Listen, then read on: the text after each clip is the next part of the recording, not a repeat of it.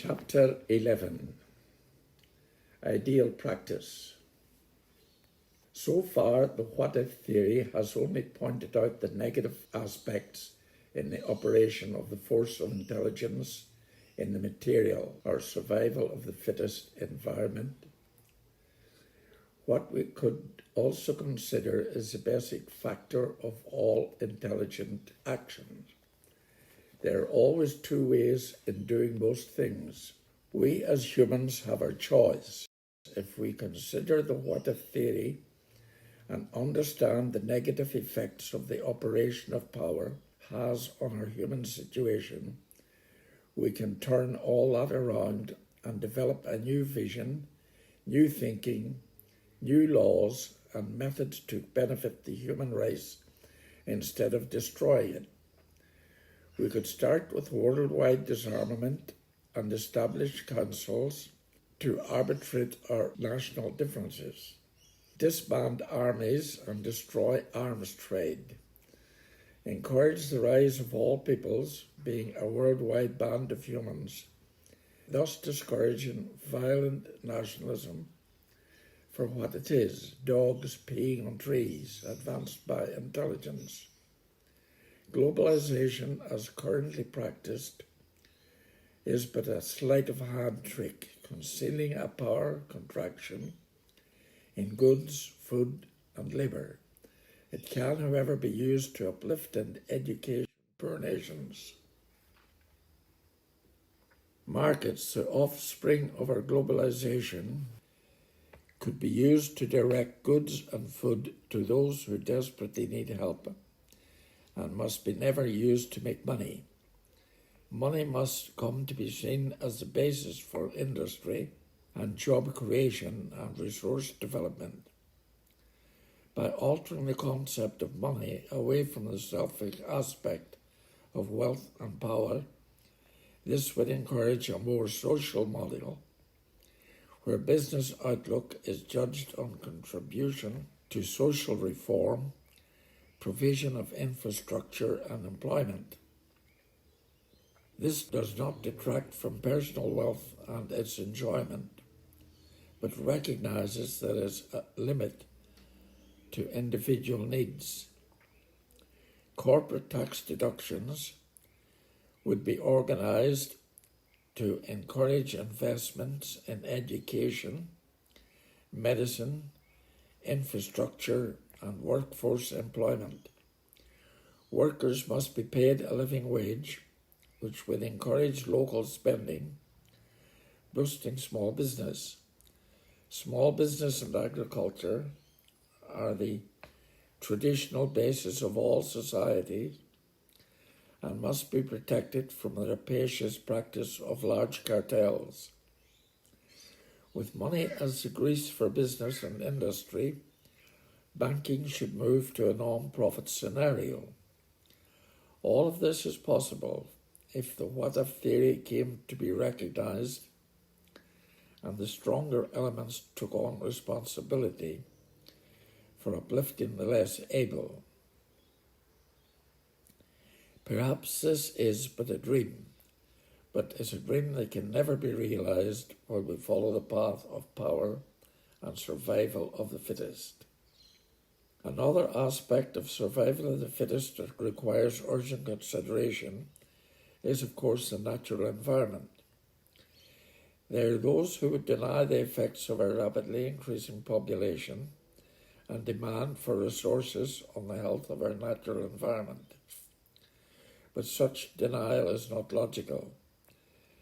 Had we not been guided by intelligence to conquer our natural environment and form collective societies promoting health, hygiene, medicine, and agriculture, our natural population and increase would have been all controlled by nature.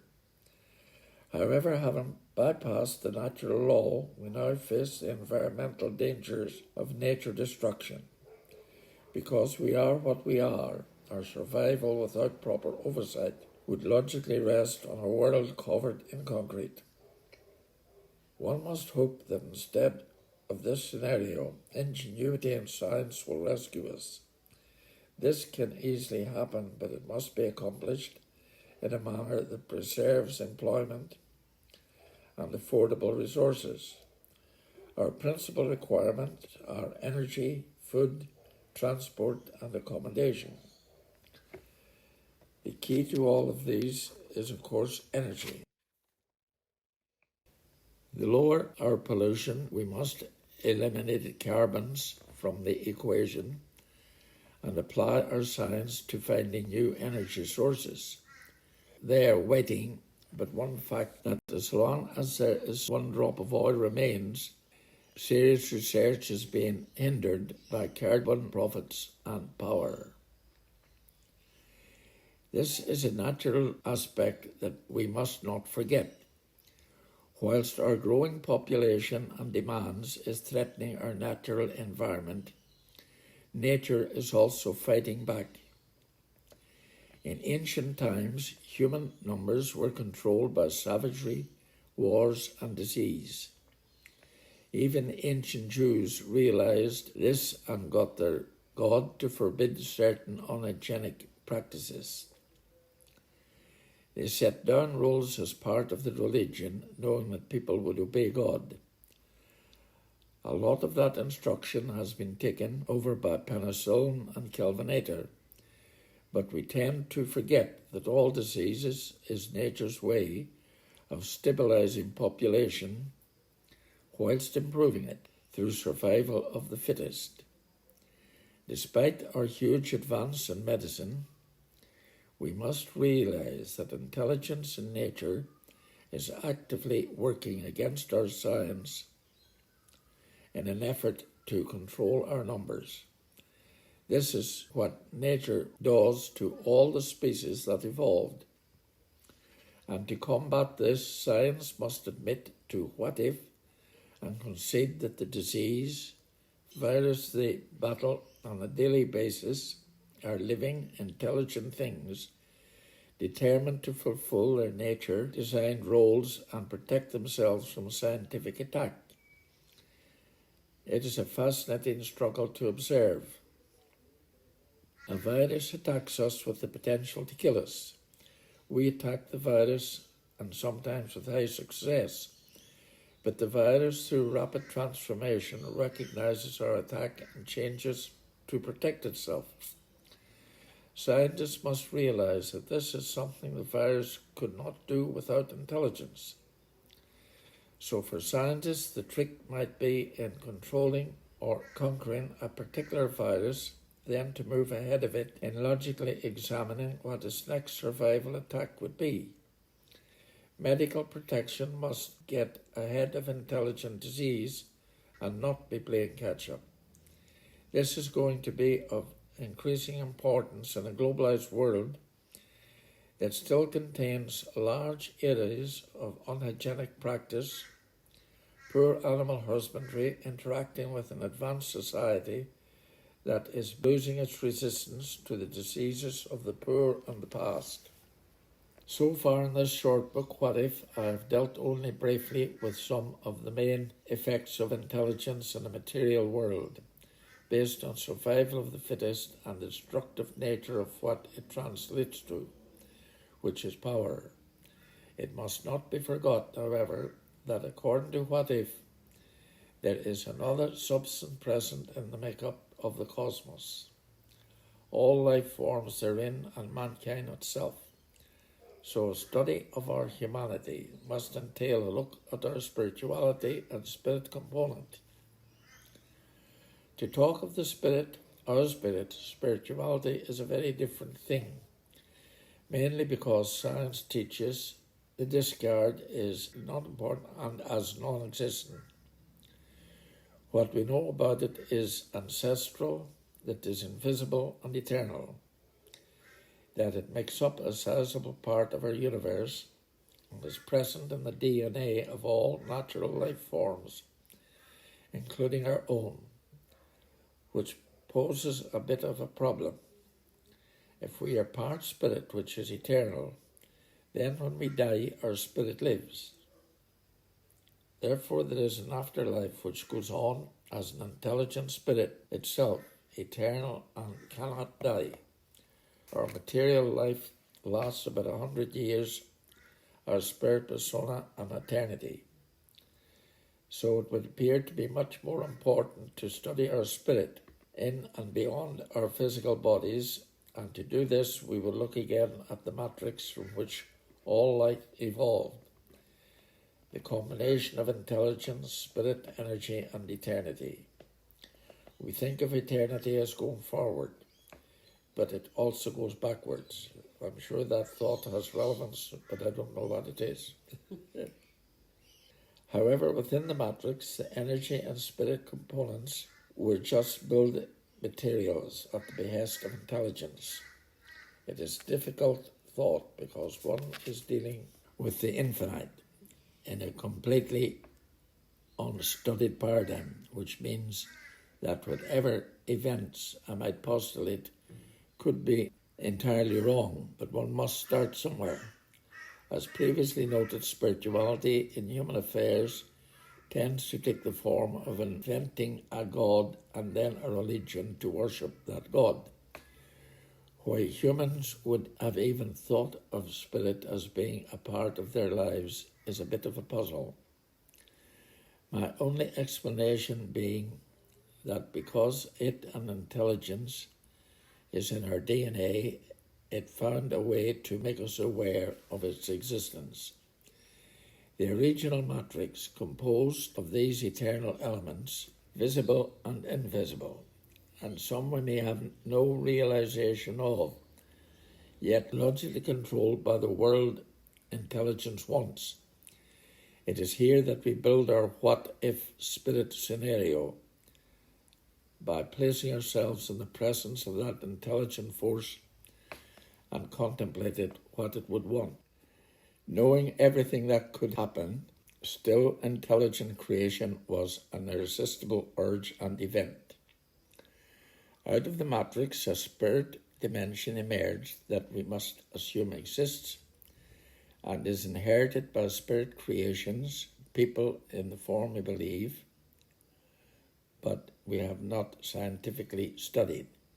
So in reality, we have not got a clue what, if one can pardon the observation, an invisible person looks like. All we do know for sure is they are eternal, invisible, and require nothing material for their existence. What such a dimension is like cannot be even imagined by our minds that are born of materialism, and the only thing we know about this creation is that something went wrong. This, of course, is only speculation. However, knowing that the matrix contained two substances, at least spirit and matter, and knowing their irresistible urge of intelligence towards creation, we have the scenario of intelligence entering the material chaos of the Big Bang and organizing and reorganizing the move towards the evolution of intelligent material life forms. This move by intelligence into the material energy chaos of the Big Bang could have happened in two ways. One, the original intelligent force making a decision, as intelligence does, and somehow excluding that part of its thinking from the spirit arena. The reason for this exclusion rests in the intelligent progress of all material life forms, which is survival of the fittest. Such a power condition would have to be kept out of the spirit dimension, probably because of the risk of destruction of that world or dimension. So barriers would have to be erected between the spiritual and material dimensions. There is another scenario. Instead of there being a whole of intelligent wish for intelligent material creation, this wish may have been limited to a section of the created spirituals. This would mean that a number of these angels would have emerged and entered the material dimension and so found themselves excluded from the spiritual with all their spirit power and intelligence, but unable to do anything. Being a spirit, they could mentally order everything to their wish, but only within the constraints of nature. Without hands, they could accomplish nothing. So either intelligent life was the inevitable result of the consequence of the matrix, or evolved under the direction of these spirit entities. Without wishing to draw on stories from the Bible, this scenario of what if is closely aligned to the biblical version of a war in heaven and the existence and exclusion of Lucifer from that spirit dimension. Logically, with only one place to go, the material dimension, which leaves us with a spirit-material world as a result of the evolution of the matrix, was the result of creative interference by those spirit beings excluded from the pure spirit domain. Either way, there has been no logical study of the spirit, only a general belief in its existence by the people, and ignored or denied by science. So for the time being, we have a situation where people die and the spirit lives, and if true, and what if, this is the situation that presents us with the great challenge of our human destiny. For answers, we must go back to the Big Bang and the creation of the spirit world, from which was expelled all thought, all wish for spirit material creation because of an inherent and endemic flaw of power. While being unable to even comprehend the spirit world, a world of unlimited ability, it is easily understood that the introduction of the seeds or thoughts of power would only lead to destruction. So that world, and whatever scenario it runs on, would have to guard itself and protect itself from such a danger. The next question must now then be asked: are they as ignorant of us as we are of them? A logical question, and considering their advanced capabilities, we must assume not only are they aware, but also active in the affairs of man. We then are subscribers to belief in a spirit force in matter and nature, or the entry of spirit beings into the material arena, or both spirit matter and eternity and afterlife, is the what-if question that must be dealt with. As humans, we need to prepare, but we cannot do so without recognizing the existence of the question. Traditionally, the question of our spirit or spirituality was addressed under the cloak of religion, and the natural way to deal with what was considered to be a superior spiritual force was to personalize that force and make it into a god. And for thousands of years, God's spirit and religions in reality have dominated human affairs. It is a bit of a mystery why it was ignored by science. It is understandable if one only looks at the God and gods invented, for one would have thought that prominent scientists, while rightly disregarding the illogical God, would then be so careless to disregard the spirit questions that give rise to the gods in the first place. Having a flawed God and flawed religion only denotes a misunderstanding of spirit, not disproof of its existence. There is also the misplaced belief in both good and evil spirits, and as the Bible gave us an erroneous picture of a God, its depiction of Lucifer or Satan, the evil one, is possibly somewhat unreliable as well, but we will examine this later. At long last, we are now seeing some scientific interest in the possibility of a personal spirit afterlife. There is the story of the shoe, as well as a number of incidental testimonies and near-death experiences. To reach an understanding of these things, I have only the what-if theory combined with the story of Christ to rely on, And if one claims to be Christian, then this is the basis of belief. The situation is that our physical bodies, same as everything else in nature, are also entwined with the spirit body or entity, or as it is called, soul. This is a spirit, intelligent persons of ourselves, and perhaps the reason we show superior intellect to animals. Our material body is driven by the natural demand of survival, but our spirit does not need any of the material supports, but is nevertheless bound as an integral part of our physical bodies and shares a common intelligence force. So we have a situation where an intelligence-dominated material persona is invariably moved towards power, and we have a spirit persona not needing anything material except to be protected from that power addiction of the material. As well as there being a need to study a scenario for the afterlife, this spirit-physical situation will require more study, especially in the realm of medicine. It will have to be established if this spirit-physical body is divisible. This is going to be of immense interest in the grafting of body parts, DNA, etc., because each body is unique. Its intelligent spirit will move to reject alien body parts, an action that has been overcome by drug therapy.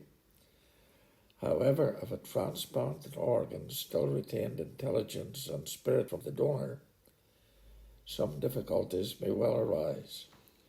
Growing new body parts from a person's own DNA would appear to be ethically acceptable as long as there is no surplus. However, survival of the fittest will demand more experimentation and medical science be applied to preserving longer life for the rich and the powerful, most likely at the expense of the poor and the marginalized. The thing all religions have in common is the afterlife experience of reward and punishment.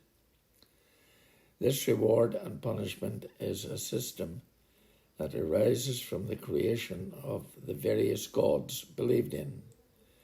We have the mysticism of the Eastern philosophies leading to nirvana and a study of personal protection evolving through a process of reincarnation which on examination fails any reality check on a mathematical basis alone.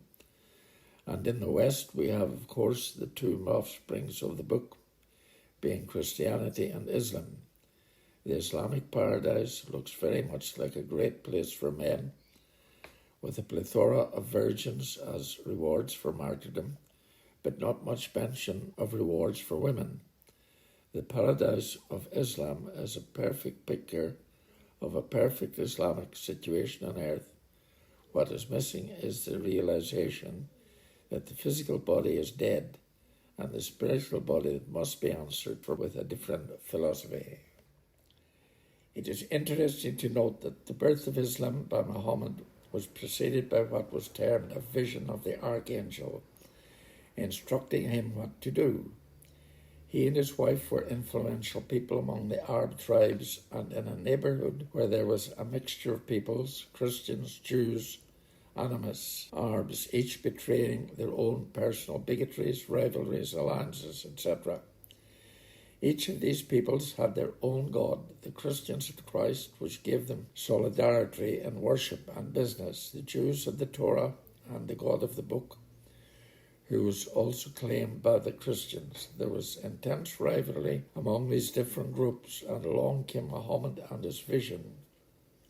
And the Arabs now had a religion to rival the others. At first it was propounded by Muhammad as a religion of peace and love, and for a while it was. But then that failed.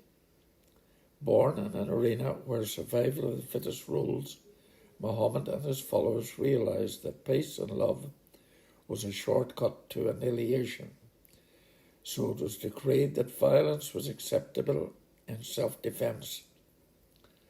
And his tribe and followers proved better at it than the others. So violence and self-defense soon moved to attack and wars, and the religion of peace became the master of war.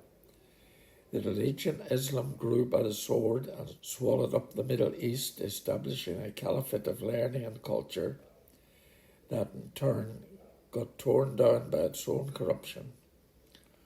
All that is left of this once great religion is the sword, the beard, and the burqa. The sword, the wars, the bombs in defence of Allah, a God that does not exist, and in defence of the Prophet Muhammad, a great philosopher whose mistake was to turn to violence. The beards, the shawls, and the burqa, as recognised symbols of the Muslim faith, in reality have nothing to do with religion, Allah or Muhammad. Long before Islam, the Arabs then as now were a desert people. Beards and shawls were a necessity, protection against the harsh climate of the blowing sand. There was nothing religious about it, as the natural dress of the traditional Arabs. The same reason applies to the burqa. Women had no beards and body coverings was necessary.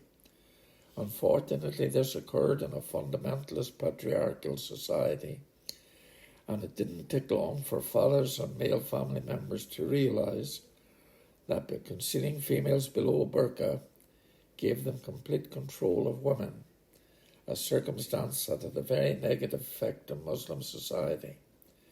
The cultural belief in the complete domination of the male in that society has led to a loss of input and influence by women, with a corresponding negative effect.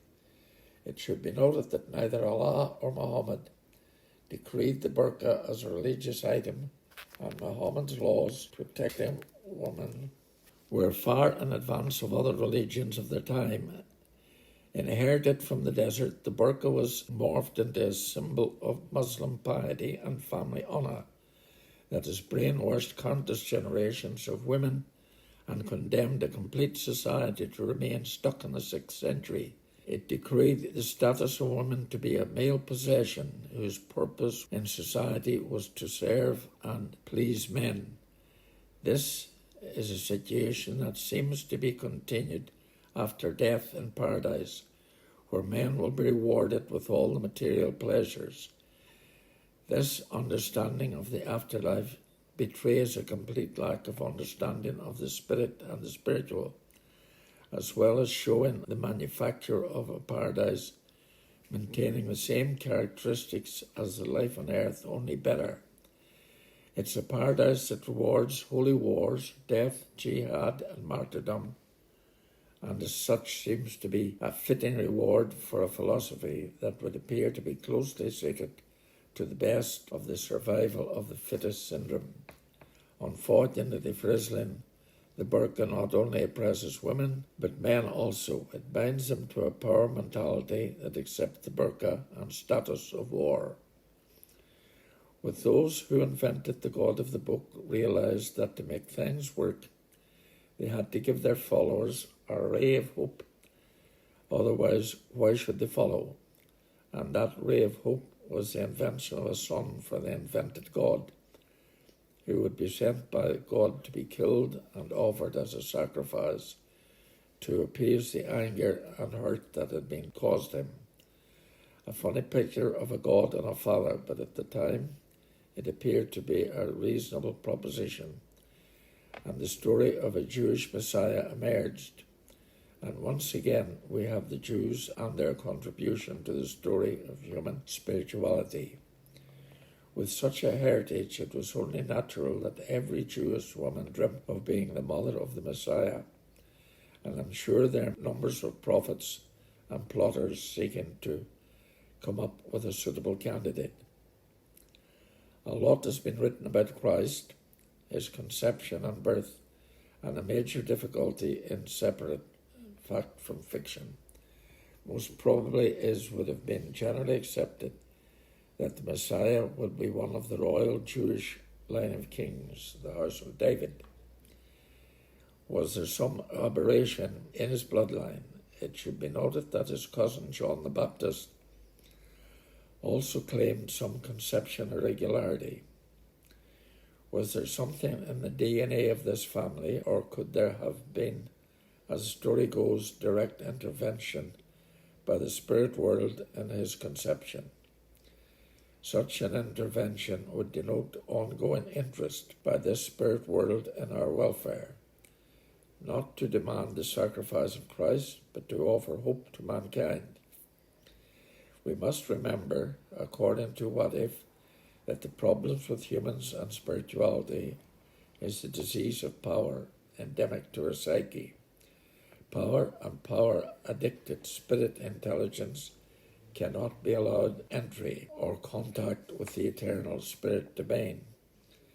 So if there is an ongoing concern in the spirit world about our life after death, our spirit, our soul, there would have to be some consideration from our physical life on earth to see if, as individuals, we can resist the urges of power, its use and abuse. The people wanted a Messiah, we wanted a leader. They wanted a freedom fighter. And what did they get? A person who could cure the sick, raise the dead, walk on water, who clearly had all the power required to be anything and do anything, and yet refused to use that power for himself or politically.